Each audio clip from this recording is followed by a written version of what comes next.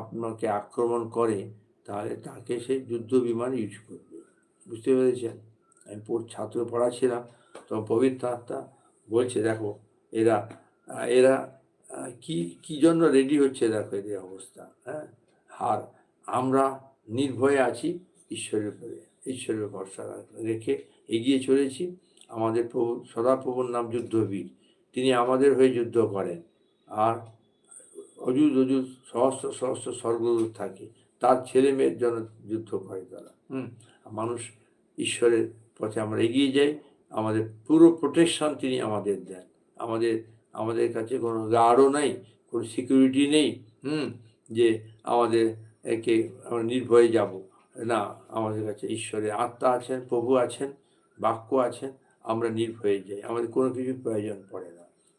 তিনি আমাদের ছায়ার মতো, আমাদের দক্ষিণ পার্শ্বে থাকে।